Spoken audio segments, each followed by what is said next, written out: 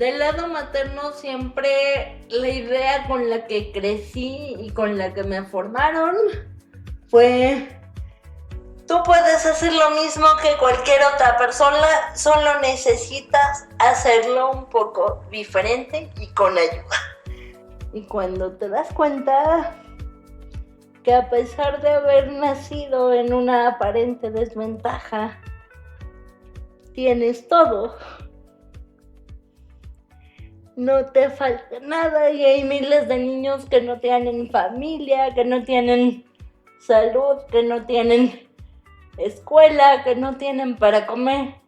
Cuando te das cuenta de eso, a los 7, te cambia la vida.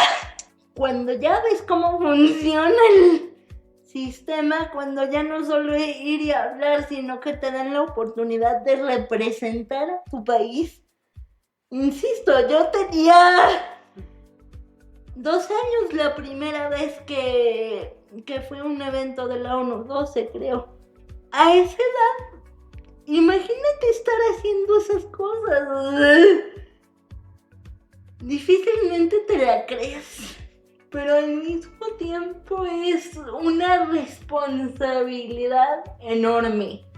¿Qué le dirías, Sandra? ¿Qué le dirías a una persona que no está encontrando de dónde sacar ese coraje, de dónde sacar?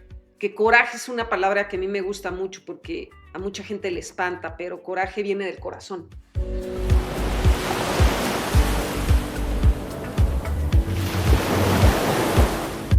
Hola, estamos aquí en un capítulo más del canal de tu vida, donde la historia es la protagonista de esta historia. Y hoy tenemos una gran invitada, gran amiga, Sandra Jiménez, ¿no?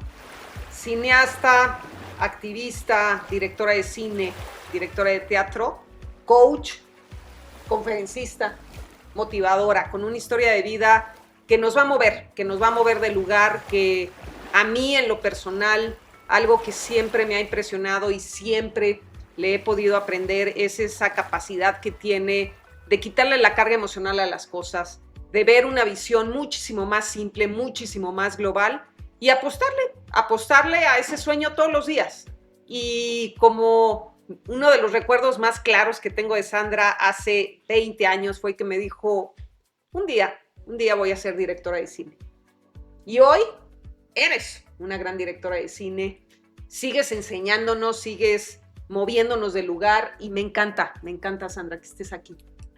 Gracias, de verdad gracias, yo estoy fascinada de estar aquí porque además hace muchísimo tiempo que no nos veíamos y no sabes qué emoción me da. Y pues bueno, todavía no llego a donde quiero llegar, yo espero algún día llegar al lugar de gente como Cuarón, Guillermo del Toro, esos grandes nombres del cine mexicano, pero pues por algo se empieza y ahí vamos, ¿no?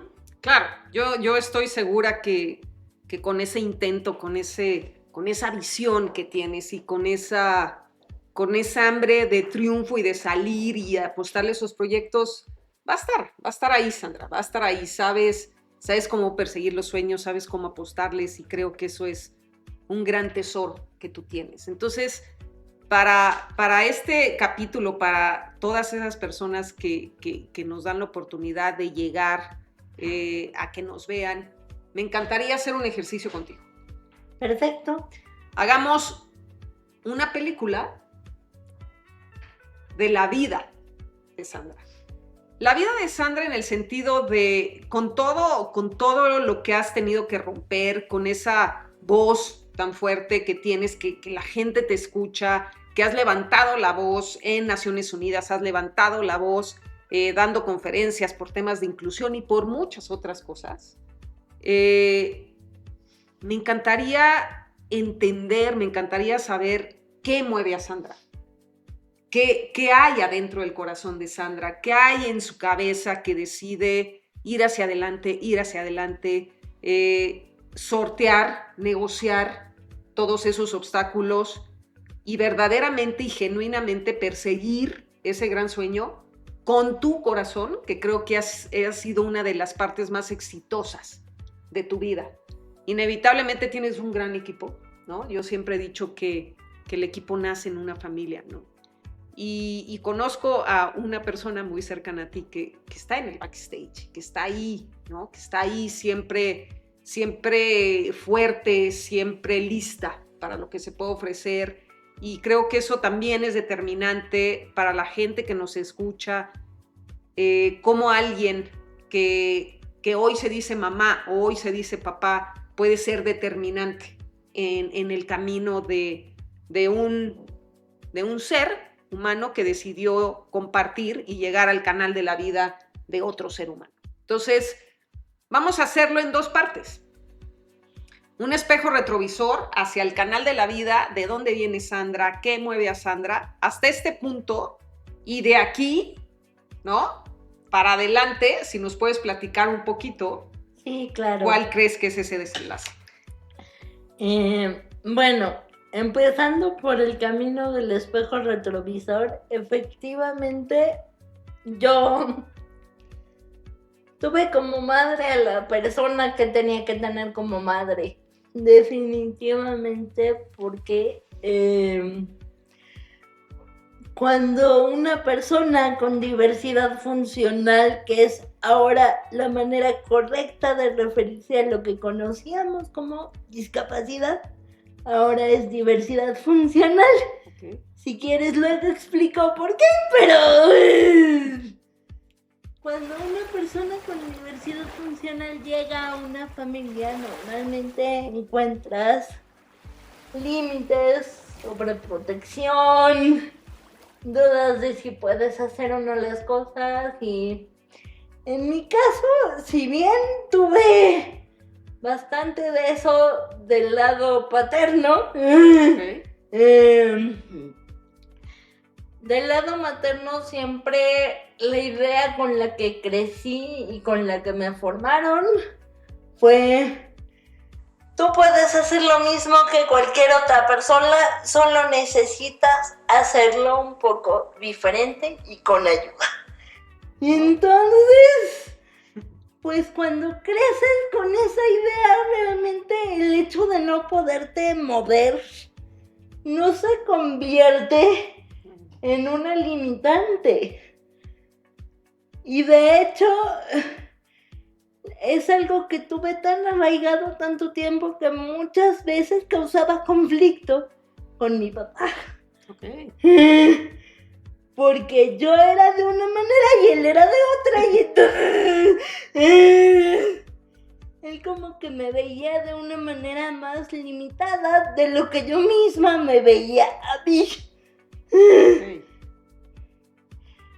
De no ser por esa madre, muy probablemente yo no estaría aquí, lo tengo claro.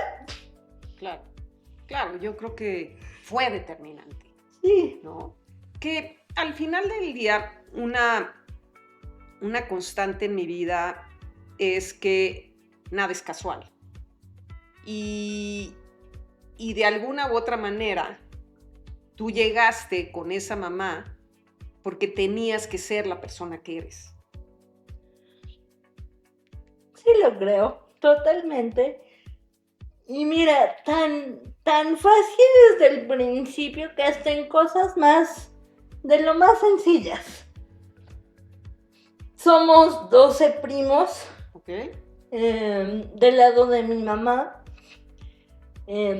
Y si se trataba de jugar al stop o a las escondidas o de treparse a alguna casa del árbol alguna vez, siempre hubo como yo hiciera lo que los demás, ¿no? Tan es así que mis primos crecieron viéndome como una más de los 12 y todos somos muy cercanos, ¿no? Hasta la fecha. O sea, mi mamá nunca puso el no se puede de frente, siempre vio el cómo sí. El cómo sí. Y mucho de eso se reflejó también en que si bien yo no hice todos los deportes que hicieron mis hermanas, de admiración a los deportistas paralímpicos, porque yo nunca pude, no se ve. yo ni queriendo, ¿verdad? Siempre como que el lado creativo me llamó muchísimo. Y cuando mis hermanas estaban en sus actividades deportivas, yo estaba en un taller de periodismo infantil. Ok. En el Helénico, al que posteriormente llegó UNICEF.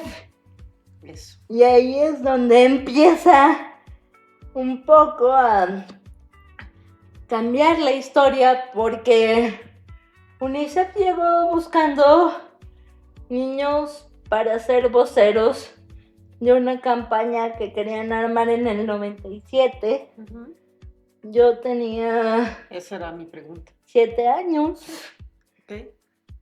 Y pues, como parte del elegirnos como voceros, nos empezaron a contar de la ONU y de UNICEF y de los derechos de la niñez. Y cuando te das cuenta que a pesar de haber nacido en una aparente desventaja, tienes todo, no te falta nada, y hay miles de niños que no tienen familia, que no tienen salud, que no tienen escuela, que no tienen para comer. Cuando te das cuenta de eso, a los 7, te cambia la vida. Correcto. Correcto. Te cambia la vida por completo. Ese fue un momento clave. Totalmente. Un momento clave para dar, si no precisamente un golpe de timón, sino para generar certezas en tu persona. Sí, claro, porque es...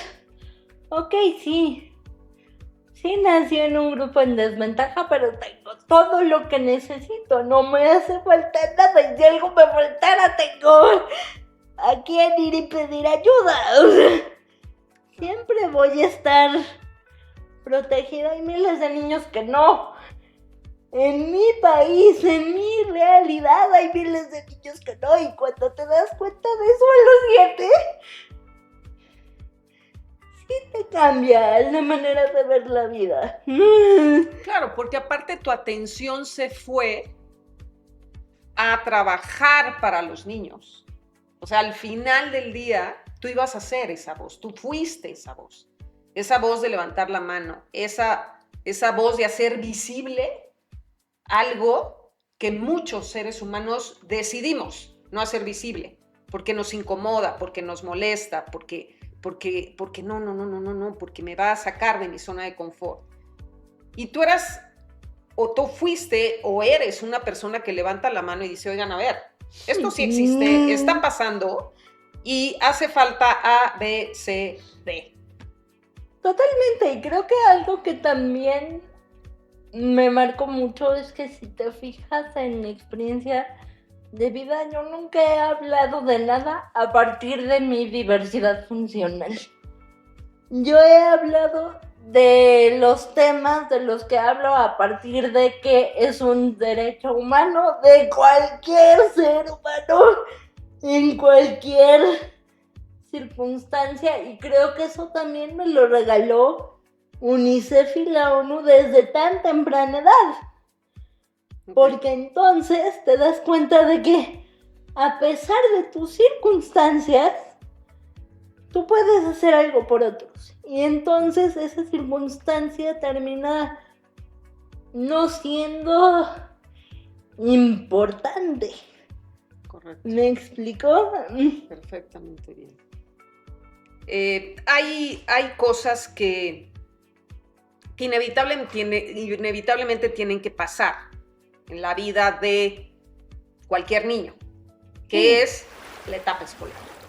Sí, totalmente. Es kinder, primaria, secundaria, prepa, llegar a estudiar una carrera. ¿Cómo lo vivió Sandra? ¿Cómo vivió esa parte de esa primaria? ¿Cómo vivió ese viaje, ¿no?, de educación en una escuela?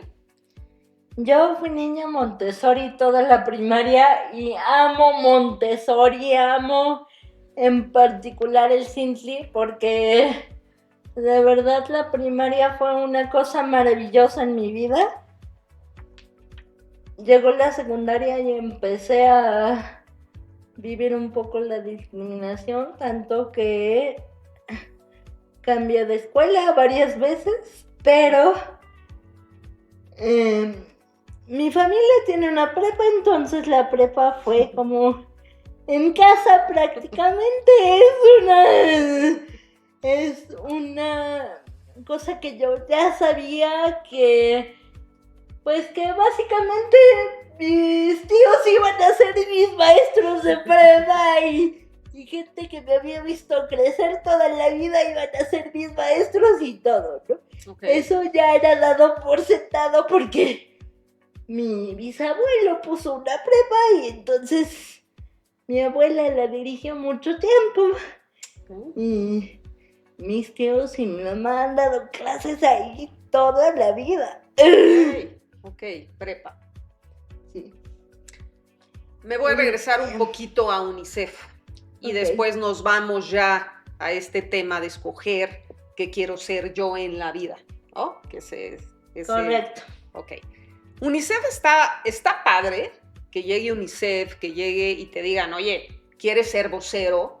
Tú, siendo una oradora en este sentido de los derechos de los niños, tener ese tema muy claro, porque creo que una de tus grandes virtudes, Sandra, es la claridad que tienes, inmediata de las cosas. Tienes una capacidad de clarificar y de dar el paso muy certero.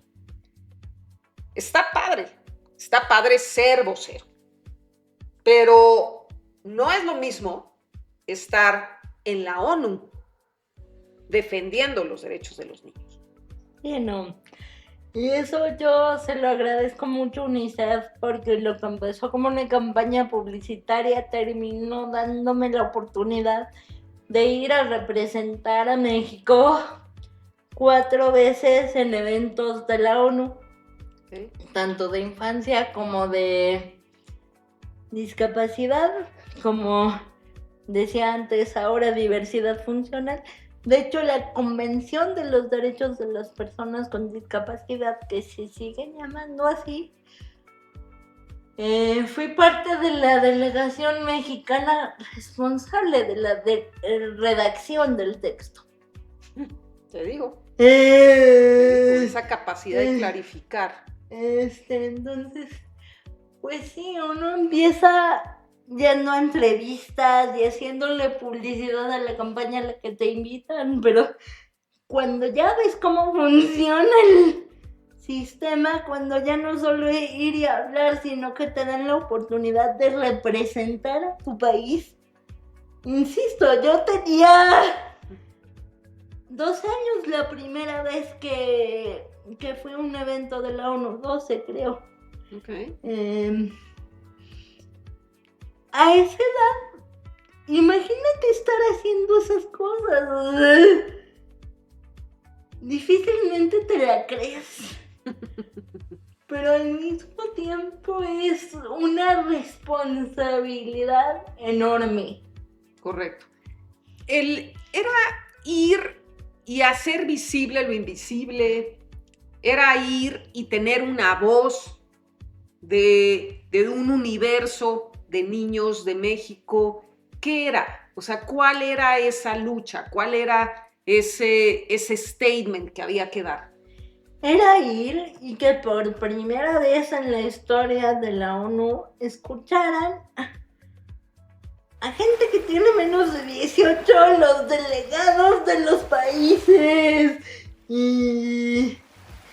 y ver cómo está la situación de otras infancias en otros países y comparar experiencias y ser portavoz del estado de la niñez en tu país. Entonces, no era ir a decir lo que Sandra Jiménez Loza piensa, era ir a preparada, estudiar, era ir a representar a un país completo. Increíble. Sí. Increíble, porque aparte se dice fácil, pero ir a representar y ser la voz de un país implica muchas cosas. Sí. Entre ellas la responsabilidad que mencionas.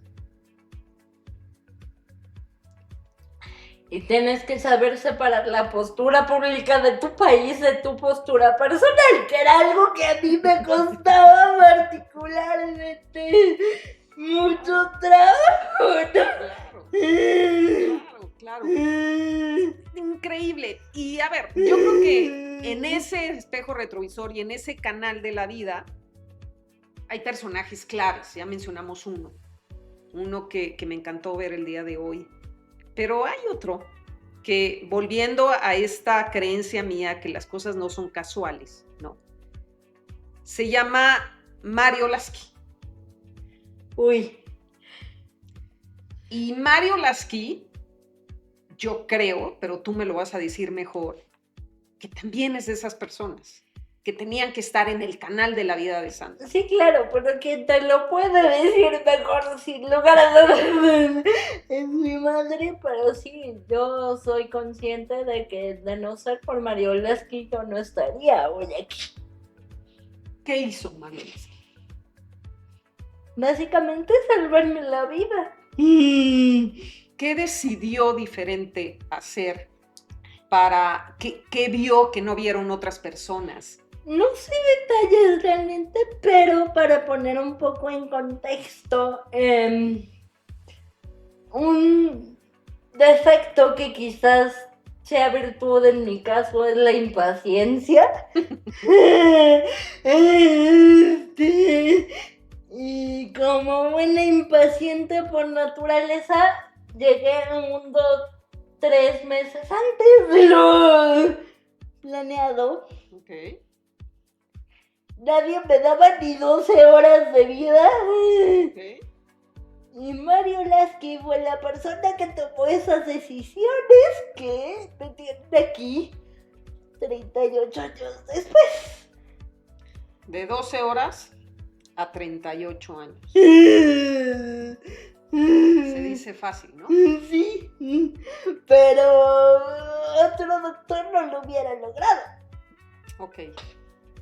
Y también esa creencia, esa fe de decir, hay que apostarle a lo que dice Mario, ¿no? Por parte de tu mamá. Y yo creo que a un nivel también de tu parte.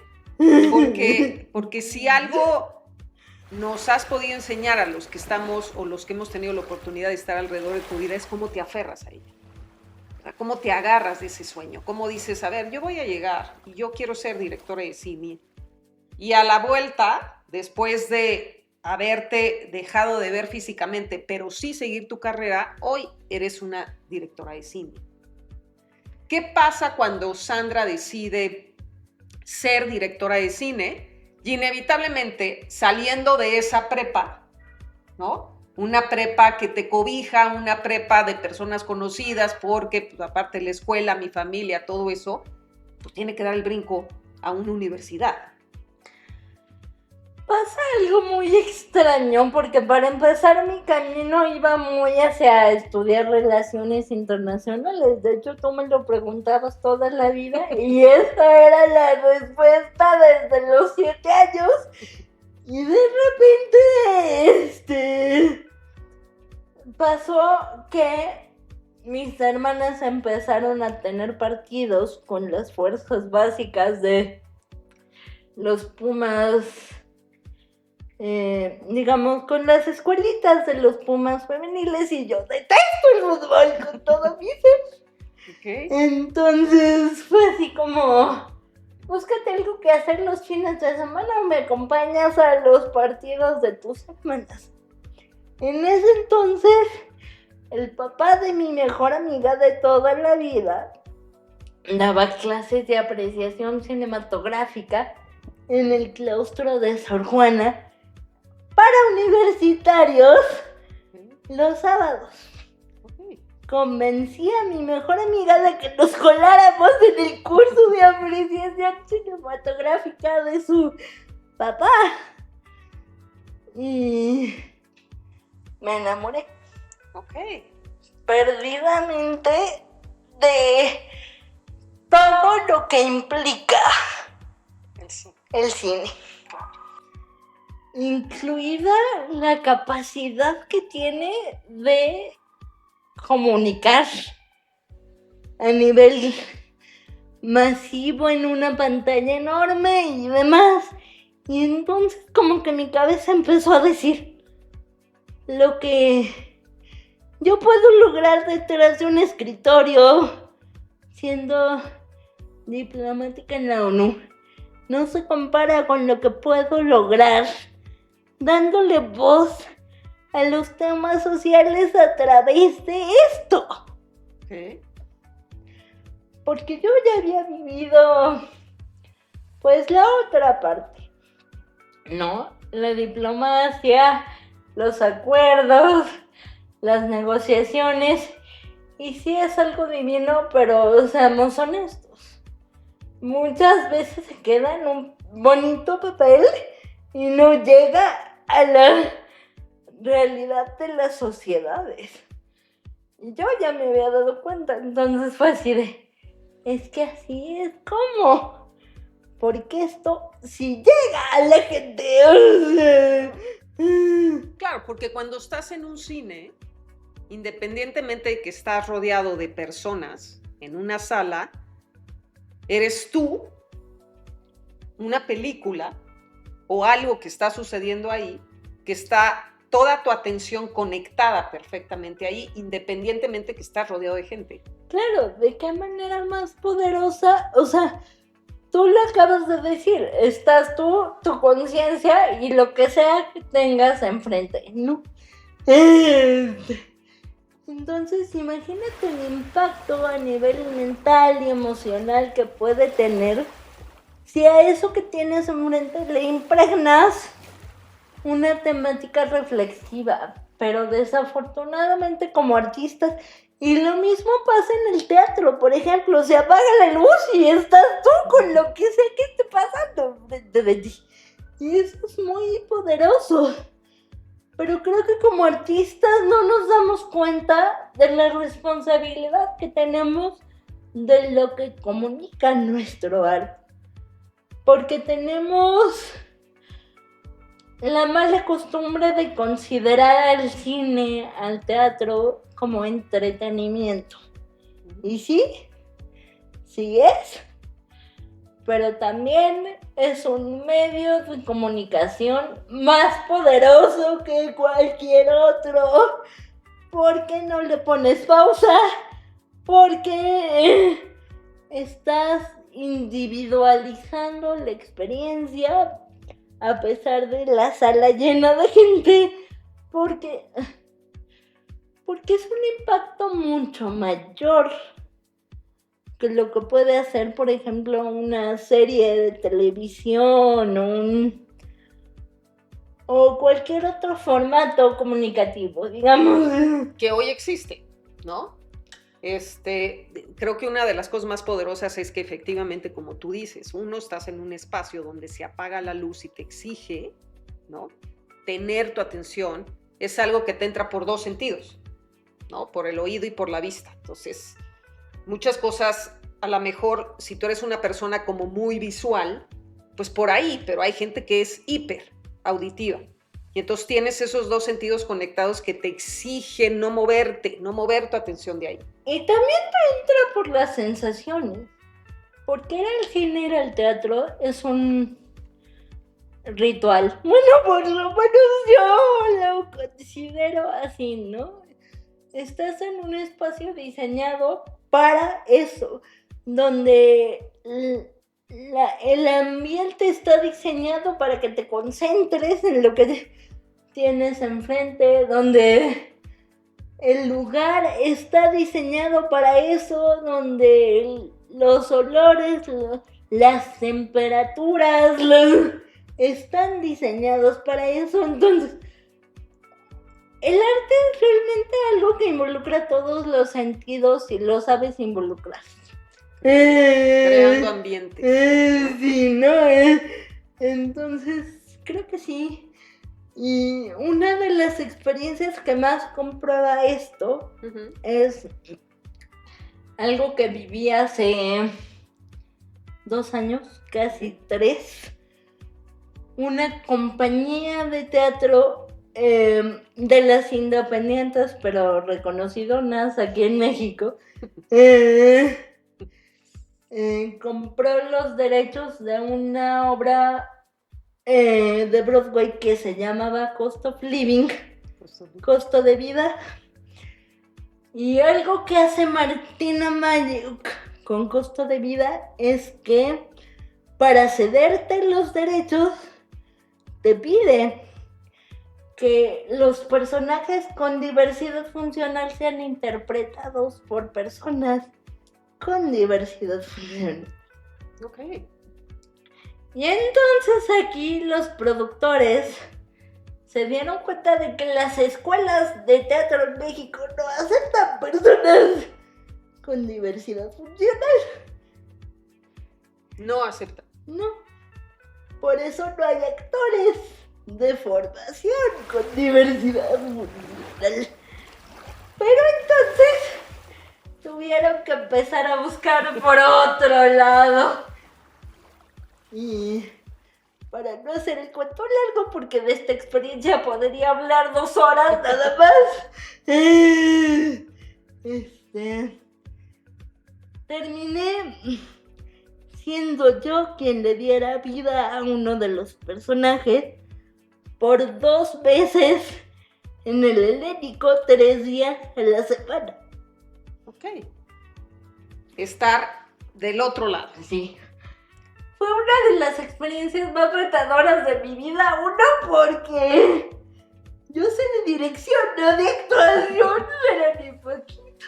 Ok. 2, porque cambiar el chip y dejar de ser el director es de lo más complicado de la vida. Y 3, porque mis respetos a la gente que se dedica a actuar. Okay. Es involucrar cuerpo, mente, alma y de verdad prestarlos a un personaje que está en el papel. Y eso era muy retador porque me confrontaba mucho con partes de Sandra.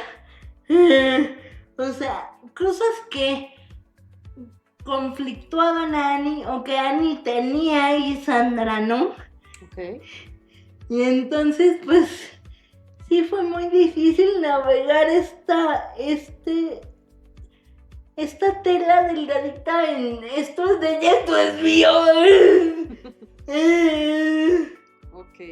¿Ha sido tanto el cine como el teatro un espacio para levantar la voz en el tema de diversidad funcional? Sí, absolutamente. De hecho, uno de mis trabajos es un documental que se llama Frágiles por fuera, fuertes por dentro, que hicimos en el estado de Colima en el 2010. Y que es eso, la temática diversidad funcional. En aquel entonces era personas con discapacidad. Claro. Pero, y ahora estoy cocinando mi primer largo ya profesionalmente y comercialmente hablando, porque hasta ahora mis proyectos han sido más que nada cortos o medios, y pues nada ha salido como a la luz tan comercialmente, todo ha sido muy independiente, pero estamos preparando para el próximo año mi primer largo, ya a nivel industria cinematográfica, y se llama Crisálida. Y ha sido una catarsis impresionante, porque empezó como un desahogo de una depresión gigante, y a lo largo de los años se fue convirtiendo en mi ópera prima. Digo, yo escribí en formato de guión, porque es el formato que más fácil se me da a escribir.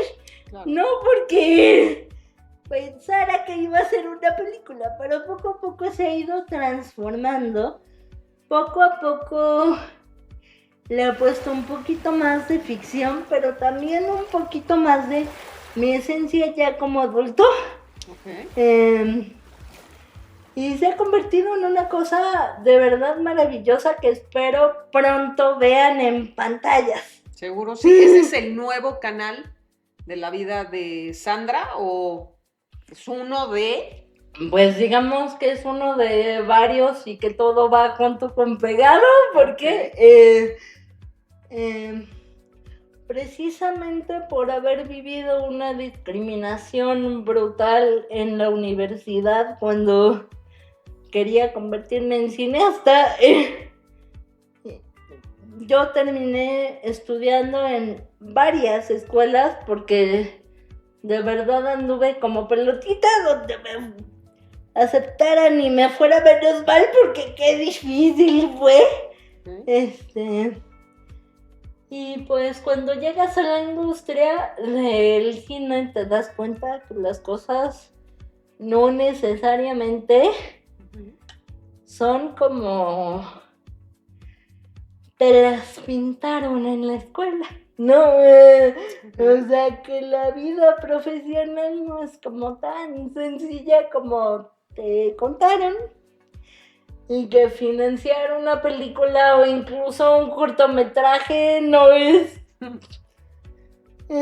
pequeña cosa. No es pequeña cosa, ¿no? Y entonces, si a eso le sumas que somos muy pocas las personas con diversidad funcional que estamos en el medio, ha sido una verdadera lucha cuesta arriba que me tomen en serio como profesional en esta industria. Y yo al principio pensé que era por mi condición, honestamente.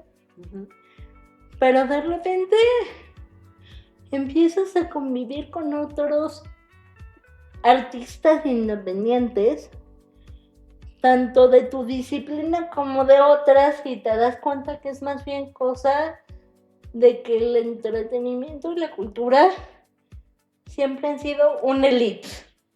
Okay. ¿No? Y es a quién conoces y cuánto dinero tienes y qué contactos y quién te recomienda.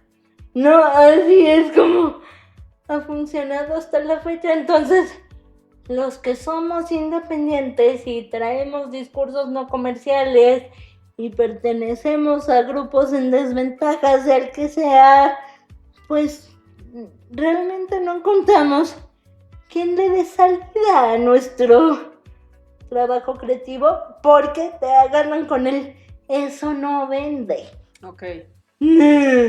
El mayor desafío que tú has vivido por tu diversidad funcional ha sido entonces ya mayor. Sí. Todos creyéramos que la gente habla de la primaria. Gente habla de los niños chiquitos y entonces estamos como muy estacionados ahí y eso por lo que tú nos cuentas es falso. No es falso para la mayoría, fue falso para mí. Te voy a explicar por qué lo creo. Por el sistema Montessori. Okay. Un niño Montessori piensa distinto, un niño Montessori es educado a no juzgar, a ver más allá de lo evidente y estandarizado y demás. Probablemente si me hubiera tocado una educación primaria más tradicional, desde ahí hubiera vivido la discriminación. No fue el caso, porque el sistema Montessori abraza la diferencia. Okay. Yo creo que este mundo necesita más escuelas Montessori, por favor, y más niños Montessori, más gente Montessori, por favor, porque creo que eso definió mucho el por qué mi niñez fue tan tranquila, porque el sistema en el que nos educábamos abrazaba que cada quien tenía su ritmo y sus intereses y su forma de aprender y sus cosas, pero normalmente no es así. Normalmente a los niños en las calles les dicen no le voltees a ver porque está en una silla de ruedas. Es un tema de educación. Sí, claro. ¿Qué hace el sistema Montessori aparte de este tema de educación?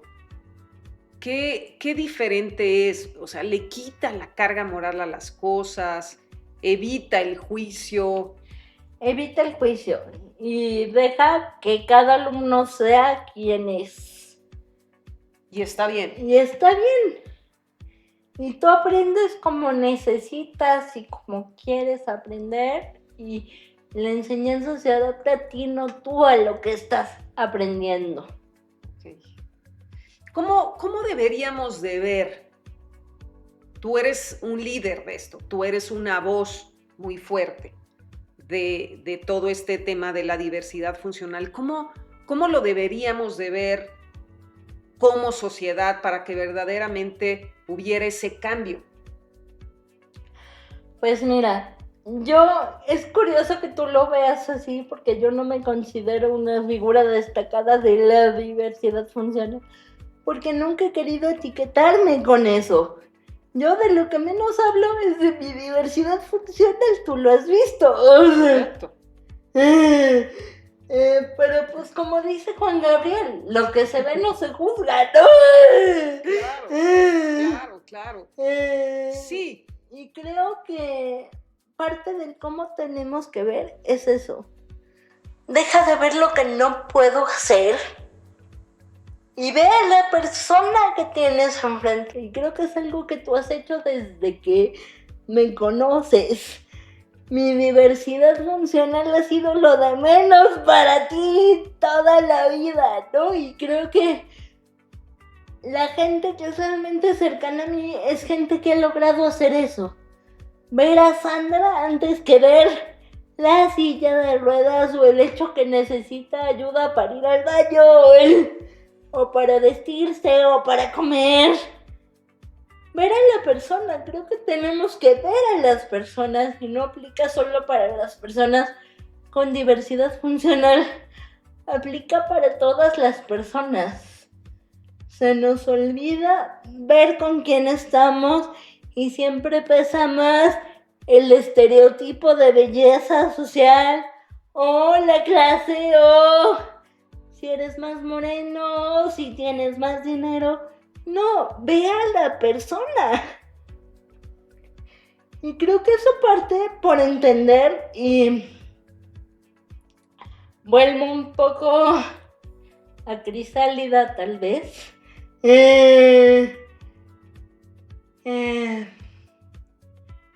Que el estar en una silla de ruedas o el no poderte mover no te quita el ser adulto y querer una vida laboral productiva y querer una pareja sexualmente activa y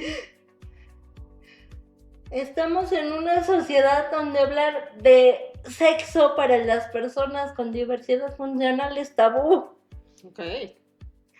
Y no, ¿qué creen? Sí nos gusta coger y mucho. Oye, ¿y Crisálida va a ser una vocera de eso? Totalmente. Claro, es un espacio, Sandra. Has encontrado otro canal donde hablar de eso, donde volver a mover a la gente, volver a decir, no se equivoquen. Esto se trata de otra cosa. Se trata de ver a los seres humanos. Se trata de dejar de juzgar. Se trata de empezar a buscar otras cosas que no limitan a los seres humanos.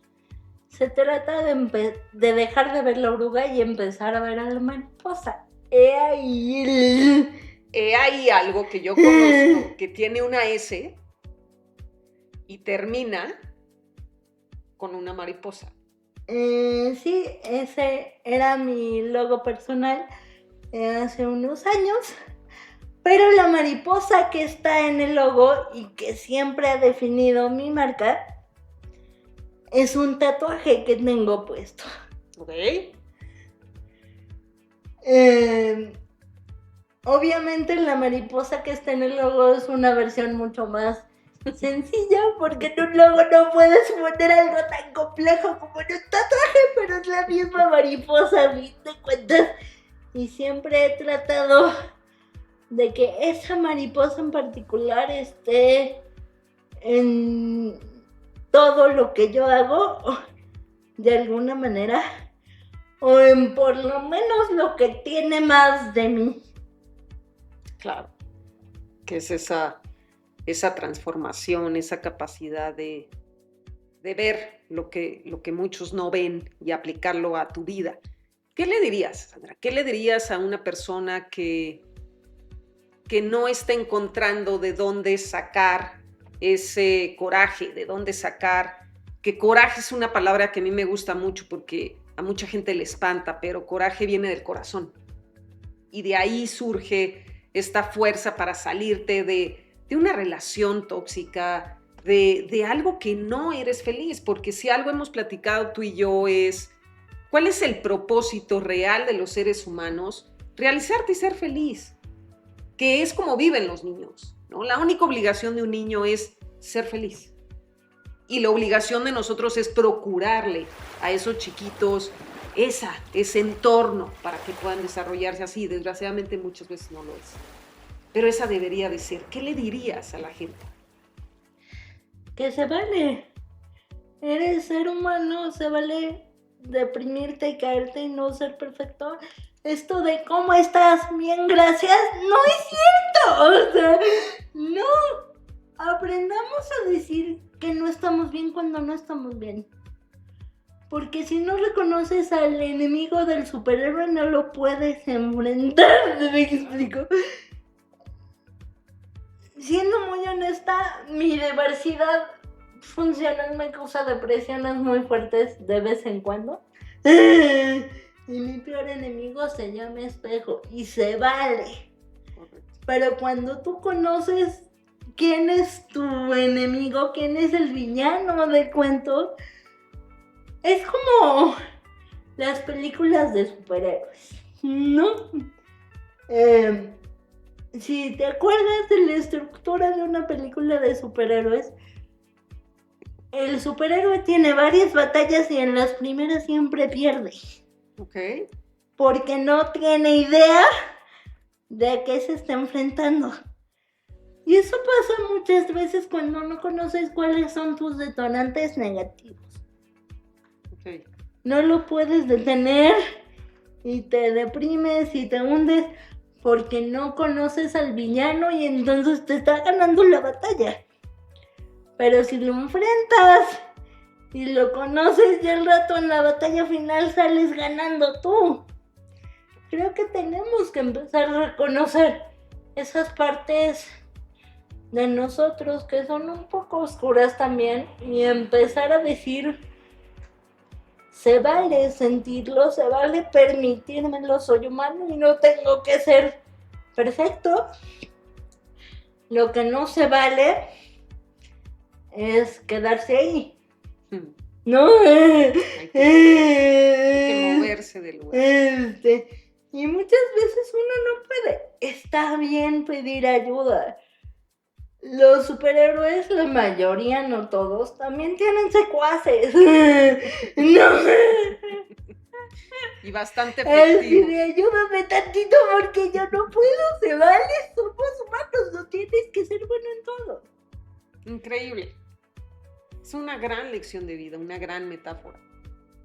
Gracias Sandra, porque una vez más me enseñas a ver las cosas como son, así, y de ahí partir para buscar alternativas, caminos, canales, y yo estoy segura que con esta gran historia vamos a mover a mucha gente que es una invitación un poco muy, muy clara de que empiecen a moverse, que empiecen a cruzar ese canal de la vida que ahí está, que lo tienen en la lista de pendientes. Y hablando de invitaciones, yo quiero invitarte a ti y a todo tu público Tengo una asociación civil con fines culturales que se llama Umbral Cultural.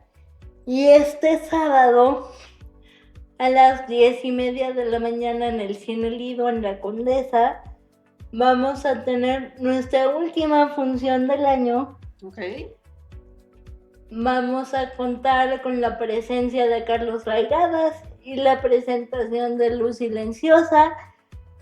Los esperamos, me encantará verlos ahí y que me digan que me escucharon en tu podcast. Y pues bueno, cerramos el año viendo cine con causa.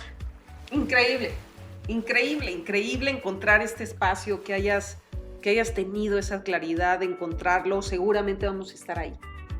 Gracias. Y bueno, pues seguimos aquí con un capítulo más. Recuerda que tu historia puede ser nuestro próximo capítulo en el canal de tu vida. Muchísimas gracias.